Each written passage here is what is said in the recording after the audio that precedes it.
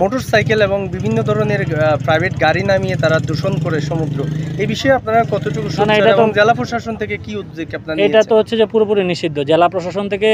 শুধুমাত্র এখানে না, সমুদ্রে গাড়ি তো পরের কথা, আপনার বিচ বা বাইকগুলো যেগুলো বাইক নিয়ে যে নামে, তাই সেটাও নিষিদ্ধ। আমরা যখন দেখি দেখা বাইরেও যতক্ষণ আমাদের বিচ কর্মী, টুরিস্ট পুলিশ, অন্যান্য যারা থাকে তারা সকলেই এই বিষয়টা সম্পর্কে ওয়াকিবহাল এবং উঠে দেয়। কালকে যেমন হচ্ছে যে আমরা যখন ছিলাম কবিতা চত্বর, ওই যে আপনার ইয়ার পর লাবণীরও পরে কবিতা চত্বর, ওইখানে কিছু মানুষজন দেখলাম যে হচ্ছে বাইক নিয়ে চলে, সাথে সাথে তাদেরকে ধরে তাদেরকে ওইখান থেকে উঠে দিয়েছে। এটার বিষয়ে জেলা প্রশাসনের সর্বোচ্চ যে বাইকে ও বিচের ভিতর কোনো বাইক কিংবা অন্য কোনো কিছু নিয়ে প্রবেশ করা যাবে না, এবং যখনই আমরা এর বিষয়ে স্টেপ নিচ্ছি।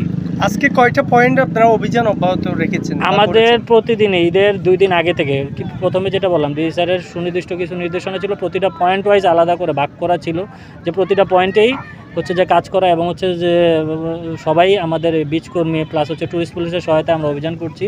কিন্তু এই যে ইনানির পাশটা, যেটা দরিয়ানগর থেকে শুরু করে দরিয়ানগর, হিমছড়ি, ইনানি, পাটোটেক, এই পাশটাতে হচ্ছে যে যেহেতু এই পাশটাতে এখন মানুষজন আসছে, কিন্তু এই পাশটাতেও কিন্তু আমরা এবার মানে প্রথম থেকেই করছি, যে যাতে করে যেহেতু এই পাশটা একটু সবসময় হয়তো একটু অবসোলেট থাকে, সেটা যেন না হয়।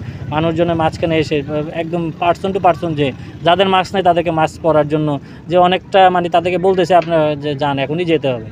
এটা প্রতিটা পয়েন্টে এখনও চালু আছে। এই অভিযান কতদিন অব্যাহত রাখবেন? এই অভিযান বলতে এখন ঈদের সময়টাতে তো মানুষজনের সমাগম হয় বেশি, কক্সবাজারে সবসময় মানুষ থাকে, কিন্তু সব সময় এরকম থাকেও না আবার, ঠিক আছে। ঈদের পরে দেখা গেছে মানুষজনের সমাগম কমবে, কিন্তু মানুষজনের সমাগম কমলেও আমাদের হয়তো এত এক্সটেন্সিভ হইতে না হলেও আমাদের অভিযান চলবে।